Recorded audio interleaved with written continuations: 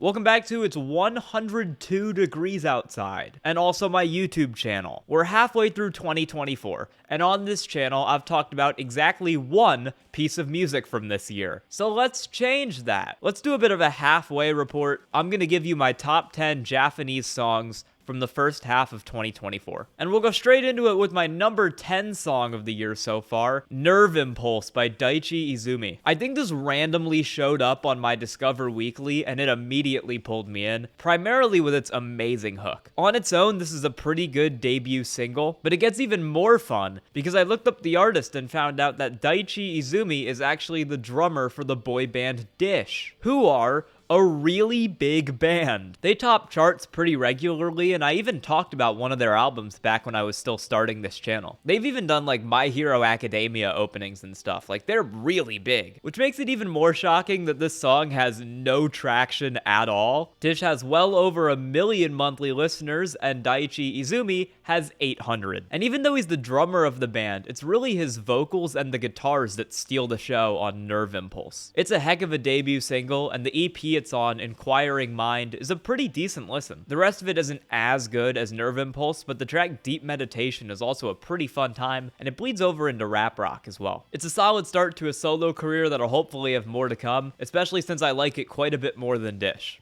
At number 9, it's Blu-swing with Moonlight. This is off their new album Panorama, which is another album from them that has one amazing song, 2 pretty good songs, and then I don't care at all about anything else on it. Moonlight is that amazing song on this album. It's pretty much a perfect jazz pop song. I love the horns, and the singer is the best that I've ever heard her. There's a lot of J-pop bands trying to nail this like funky pop sound to varying degrees of success, and they should take note from Moonlight because this is how you do it. If they could have more than one of these songs an album, they'd be the best band in the world.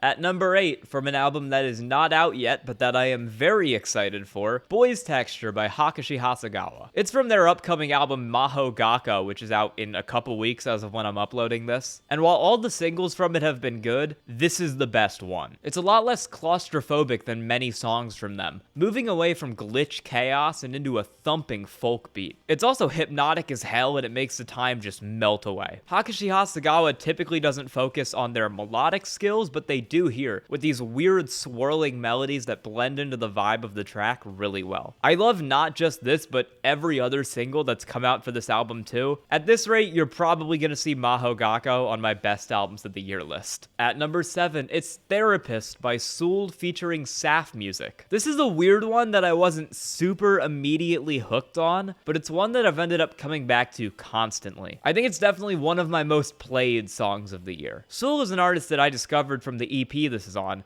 Ivy, and it's clear right off the bat that he is incredible at writing catchy vocal melodies. That's really most of the appeal of this EP, at least to me, and those melodies are at their best on Therapist. Every line on this song gets stuck in your head as it bounces off the deep kick drum that's driving the instrumental. This is his debut EP, and it clearly shows a lot of talent, even if it is rough around the edges at parts. Though tracks like Therapist and Boyhood, which I also could have included here, really show the potential that this guy has. And this doesn't even have like 2,000 plays on Spotify, so check it out. I really like it. Let's switch up the energy completely for number 6, Arakawa by Kegon. I am always a sucker for Japanese hyperpop, and this is proof of that. This is a fast and fun rap song that's pretty clearly ingrained in the hyperpop scene. It's produced really well, makes great use of a sample, and Kegon does really well with his rapping here, which is not the case on most of this album. Arakawa just hits all the right buttons in my brain, and I love it, and I'm putting it here because of that. It's my channel, I can do what I want. At number 5, we've got another rap song of an entirely different variety, Keigi by Dos Monos feat. Otomo Yoshihide. I absolutely love this Dos Monos record, by the way. It's my number 2 of the year at this point, and you'll see number 1 later in the list. There's a lot of great stuff on Dos Atomos, but Keigi is my pick for the best song. It's also a great microcosm of what this album has going on. It's constantly shifting tones and styles styles, moving through different verses with a great instrumental chorus. Everyone's verse feels unique, and everyone gets their own stretch of instrumental that's best fit to their rapping style on the track. And those verses alone help this track shine above many of the others here. Listen to Dos Atomos, this record is awesome. I could have thrown Hinotori or Atom further down the list as well. There's a lot of great stuff on it. Number 4, back in hyperpop, Sky by Peter Parker 69 and Tennyson. I loved Peter Parker 69's Deadpool EP from last year. I thought it was a really good debut and one that showed a lot of potential for the future. And with their singles from this year, they're starting to come around on that potential. They're evolving the sounds that they tried out on that EP into amazing tracks like At Location and Sky.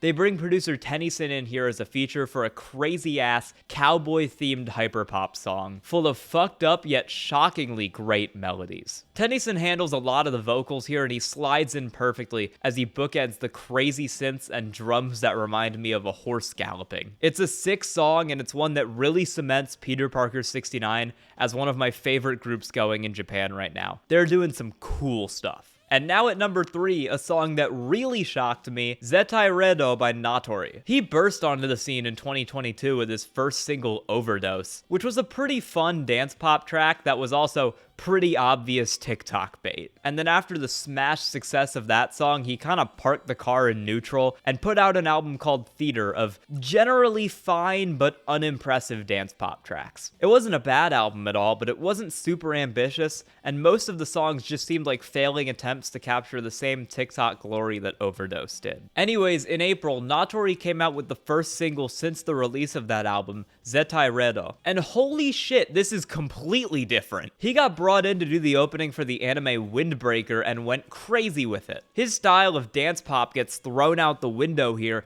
and instead this is one of the best J-rock anime tracks I've heard in forever. This is energetic, it's fun as hell, it gets even better on repeated listens, which is what you want when something's gonna play in front of 12 episodes of your TV show, and it also goes very hard in my car stereo and makes me turn the volume up every time it's on. This was a complete surprise to me, but I hope he carries on in this rock style for the future because he is good at it. Also, this track features Jin on guitars, the guy who did the anime Makaku City Actors. I don't watch anime anymore, but apparently Windbreaker is pretty good, so congrats to Jin on finally being involved in an anime that doesn't suck ass. At number 2, it's Skew by Khamai Leon. That band name took me longer than I would like to admit to figure out. This is off their new album Ihatov, which at this moment in time is my favorite album of the year. It's dense, ambitious, and it's one of the most exciting new things I've heard from a Japanese band really ever. Absolutely check it out. Again, there's a couple of songs that I could have put on this list if I wasn't doing one per artist. Mori is a great contender, but I'll focus in on Skew because I like it just a little bit better. Personal preference. This album is decently similar to the Dos Monos album, and just like Kegon from that one, Skew is a great snapshot into the record. I love the way that the rapped verses blend back and forth into the much heavier rock sections. There's sick drops that are full of distortion and chaos. It's a super dense and active song that's constantly moving and evolving its sound in the same way that really every song on this record is. Also, the rapper plays the flute in this band as well, which is something that I just personally think is really cool. Ihatov and their 2022 album Hymn are both incredible, and this is definitely going to end up near the top of my albums of the year list. Really check this whole thing out because it's a great album experience and everything on it blends together so well. And now, my number 1 best song of the year so far is Invisible by Tokyo Deno of denonbu, but produced by Hirihiri and lilbesh Ramko. 2 artists that I have come to love in the last year, and this is my favorite song by them. I'm gonna be honest, I have no idea what a denonbu is. I googled it and I found this blog post called An Intro to Denonbu, which describes it as, quote, an experience to enjoy new content, which is something you could also say about literally any form of entertainment ever. You could describe the news like that. I read this entire post and I still have absolutely no idea what it is. From what I can gather, it's like a Bandai Namco idol project, but it's just songs. Like, there's no anime or gacha game or franchise for them to cash in on. It's just the music. They did have something called Game, which I incorrectly assumed was a video game and was instead, quote, a DJ event that AI-controlled 3D CG denonbu characters DJ'd. So if you could explain to me what denonbu is at all in the comments or on Twitter or somewhere, please, I would appreciate it. I can't figure this out. It doesn't particularly matter for this song though, because Hirihiri and lilbesh Ramko are the real stars of the show here. They specialize in loud, distorted hyperpop, and while you obviously can't do that for a Bandai Namco Idol thing, there are touches of that style here. This instead is an escalating synth pop track with some hyperpop and club style production touches, like the loud kick drum and the woozy, wailing synths. And this all builds up to a heavenly ending section, where the synths crank up to 11, the singer's voice melts into the instrumental, and it gives you a really cool rush of energy. It's honestly kinda beautiful, which is not something I ever thought I would be saying about the guys who made 10 microphones and distorted waveforms. If anything, this shows just how versatile the two of them can be, capable of excelling at both junk food hyperpop and also really, really good pop music. I love this. It might end up being my song of the year 6 months from now. So there's your mid-year rundown of my favorite Japanese songs so far. If you got anything you think I should check out or thought should have been in this list, tell me in the comments. You can also like and sub. I'm actually almost to 1,000. Yay! I love y'all so much, and I really appreciate y'all watching this video. Thank you so much. Bye!